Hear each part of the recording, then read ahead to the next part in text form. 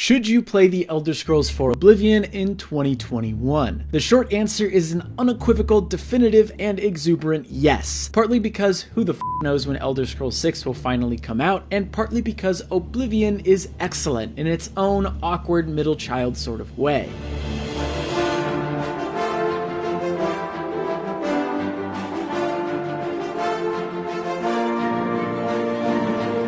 You don't have to look far to find Oblivion's blemishes, but if you can look past them, there's an imaginative, ambitious fantasy adventure that in many ways Bethesda hasn't been able to replicate since. Also, the voice acting is impeccable. I'm talking amazing. Stop!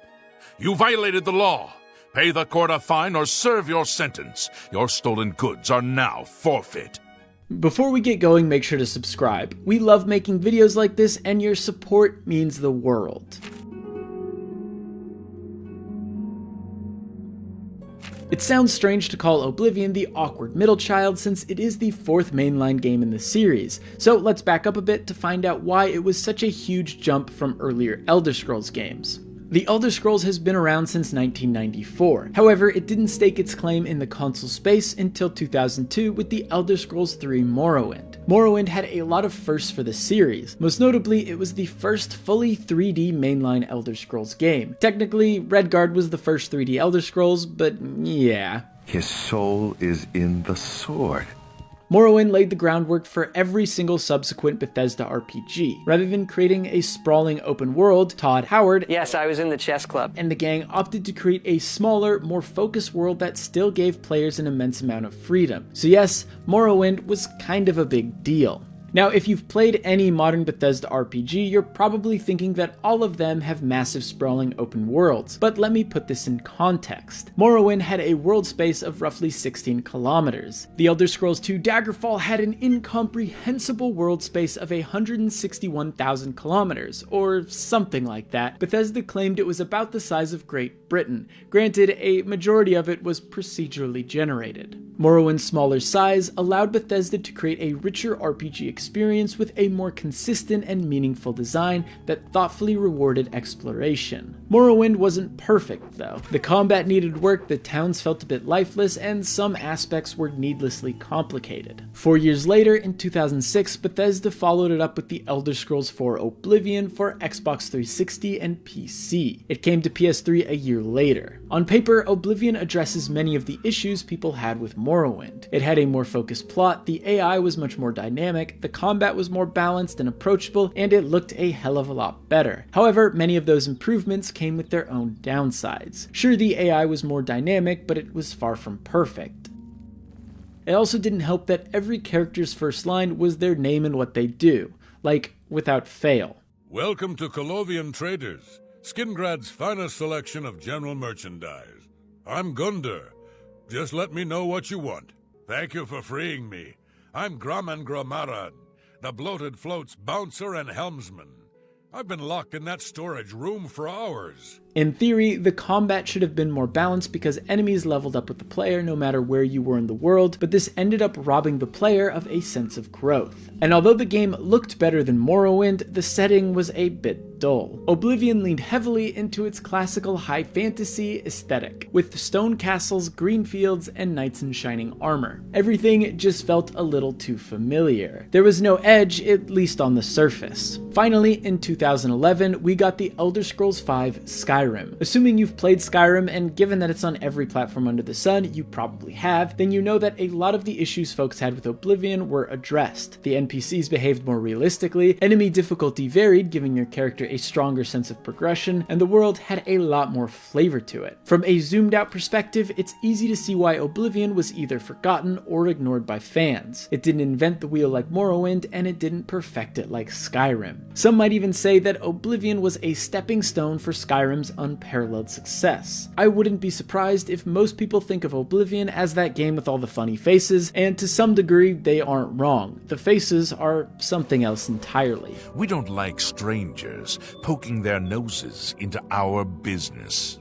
So then why is it worth revisiting the Elder Scrolls IV Oblivion 15 years later when you can just play Skyrim? Hell, if you wait long enough, you can just play Skyblivion, which aims to bring Oblivion to Skyrim's engine. If that's something that sounds cool to you, be sure to check out my video on Skyblivion after this. But I think there's a sadistic charm, both intentional and unintentional, that's unique to Oblivion. There's an odd duality to it all. On one hand, you have this colorful RPG with happy-looking elves and cat people, and then you travel to hell to stop a satanic cult trying to eradicate the mortal plane. It's difficult to pinpoint, but this feeling radiates from everything you see and permeates into everything you do. This Undercroft is, well, quite cursed. Any desecration will cause my ancestors to rise from their graves and defend their resting place. I can hear them coming as we speak. You must protect me. Escort me to the Grey Mare where I can buy passage out of Coral.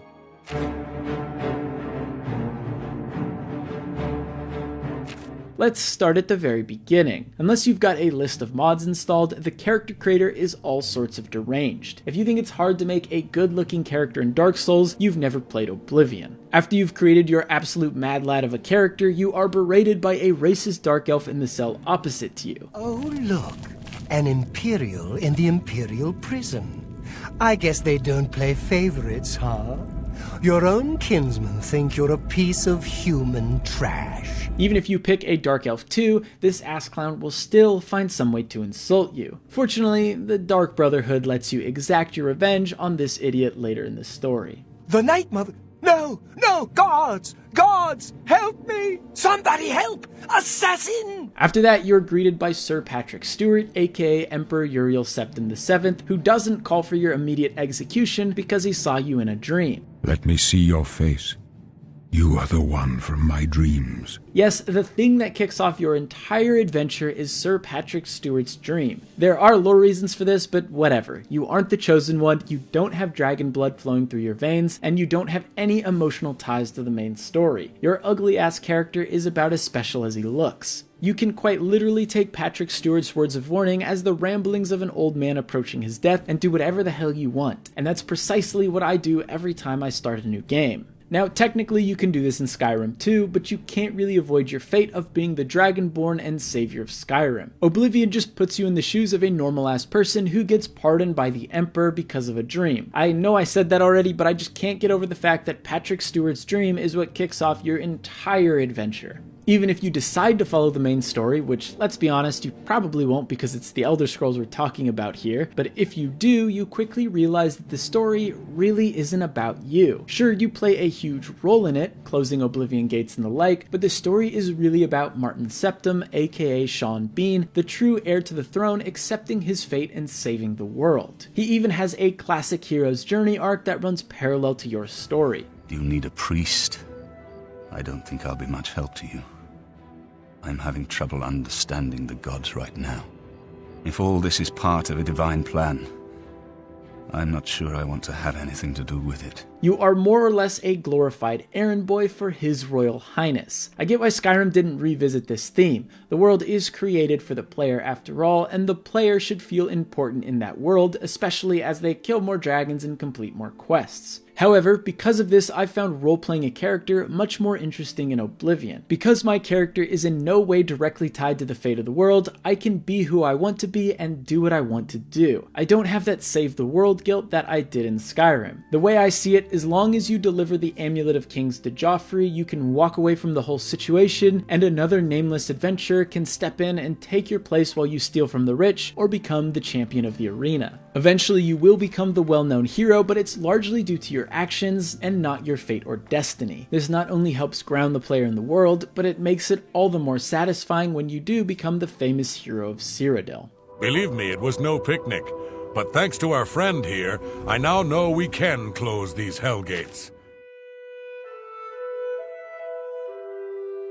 Now, the world in Oblivion is created for the player as well, obviously, but there are a lot of small things in Oblivion that feed into the player's sense of insignificance in the world. A big one for me is dungeon design. Oblivion's dungeons are baffling in 2021. By today's standards, and maybe even by 2006 standards, many of them are pretty poorly designed. They can be meandering, they typically don't have a clear endpoint, sometimes there isn't even worthwhile loot at the end, and they rarely have a shortcut that takes you back to the entrance. On paper, this is bad level design. There's really no getting around that fact. But, unlike Skyrim, the dungeons and caves in Oblivion don't feel like dungeons that are made specifically for the player to check off a list. Instead, they feel like a cave goblins might live in, or an abandoned fort that bandits might hide out in.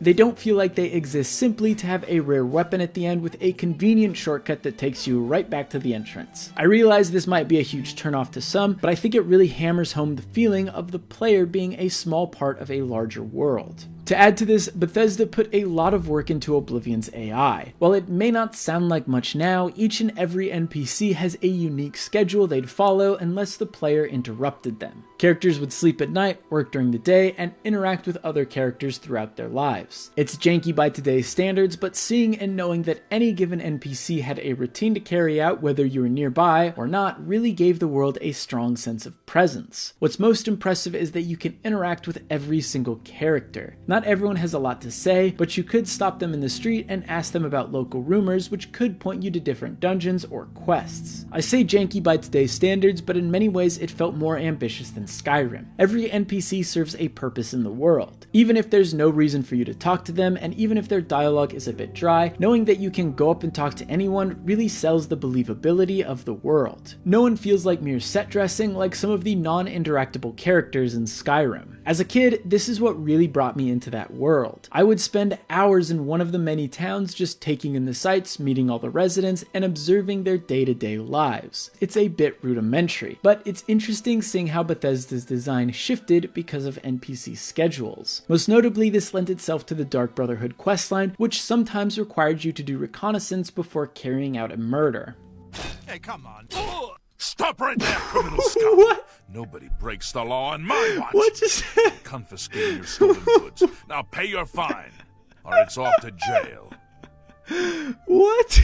This broader theme of insignificance also gives the player a good reason to tackle side quests, join guilds, and explore the world at their own pace. This is especially important for a series like The Elder Scrolls. If I can be whoever I want and do whatever I want, I'd rather not be the chosen one, especially when the best parts of Oblivion are its side quests and guilds.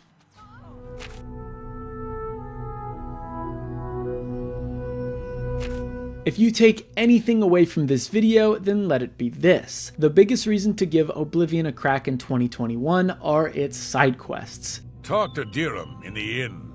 I'm tired of this minstrel's freak show our town has turned into. I'm not going to beat around the bush here. Oblivion's side quests are fantastic. Sure, there are some stinkers there, like getting this Argonian or potatoes back, but some are so wonderfully creative and imaginative that it's easy to forgive the bad. There's one called Paranoia, where an elf named Glarthir approaches you as soon as you arrive in one of the major cities. We can't talk here. Too public. Meet me behind the great chapel at midnight. Don't let anyone follow you. I'll make it worth your while. When you meet him, he asks you to follow a few townsfolk he thinks are spying on him. You can either follow through on his plan or turn him into the guards at any step along the way. What you do and what info you give him affects the trajectory of the quest and how much gold you can squeeze out of him. A major part of Paranoia is following around NPCs to see if they are doing anything suspicious. Spoilers, they aren't, but it's a brilliant little introduction to NPC schedules. As a kid, I meticulously followed every single person on Glarthir's list just to see how the world operated. There's another wonderful little quest called Where the Spirits Have Leased that is more or less a haunted house story nestled right into Oblivion. There's an intriguing setup and a worthwhile twist. Full disclosure, this quest terrified me as a kid, but I always pushed through it because I knew the reward was always worth the trouble. We can't forget the quest simply titled Sheogorath either, which lets you team up with the Daedric Prince of Madness to trick an entire village into thinking the world is ending. There's even a part where flaming dogs fall from the sky. It's a must-see quest for sure. Or the Dark Cloud over Hactor, which is basically a Wicker Man-like story in the Elder Scrolls universe. Don't push your luck, stranger. Plenty of folks have turned up dead after asking questions like that. Honestly, even today, I'm still impressed by how absurd and creative some of these side quests are. I could go on and on about them, but I also think it's worth mentioning the guild quests in Oblivion, particularly the Dark Brotherhood. This guild questline will send you to all corners of the map murdering people in clever ways. One highlight is the side quest called Whodunit, which is basically a murder mystery where you are the murderer at a house party. You could just murder all the guests outright, but that wouldn't be as fun, now would it? Going back to what I said before, I think the reason why I remember Oblivion so fondly is that everything feels a bit off. Some of it's intentional, like the twisted undercurrent to many of the side quests, while some of it isn't, like the character models and the poor dungeon design. But I think even today, those disparate and varied parts paint a picture of an ambitious game filled to the seams with new and interesting ideas that Bethesda never really explored again. Underneath that conventional fantasy setting is an experience that always keeps you guessing. Sometimes it's moments like, is this excursion into a cave going to be worthwhile? While other times you might find yourself stranded out at sea because you rented a room in the wrong hotel. Don't get me wrong, Skyrim has moments like this too, but Oblivion surprised me in ways Skyrim never managed to. Maybe it's because Todd, yes, I was in the chess club, Howard and the team at Bethesda were still experimenting with their flagship RPG series, or maybe the team itself looked very different back then. But Oblivion just had an ambitious innocence to it that led to some wonderfully memorable moments in a seemingly familiar world. Sure, a lot of my passion for Oblivion is fueled by an ambiguous, intangible sense of nostalgia, like stepping out of the prison sewers for the first time, or hearing the music swell as you explore the green hills of the Heartlands, or your first encounter with the Dark Brotherhood. But I think, even today, it's worth giving Oblivion a shot for the many stories it holds. And because it will probably be another half-decade before we hear more about the Elder Scrolls 6. Anyway, what are some of your favorite memories in Oblivion? Let me know in the comments below, and as always, thank you so much for watching. By Azura, by Azura, by Azura! It's the Grand Champion! I can't believe it's you standing here next to me.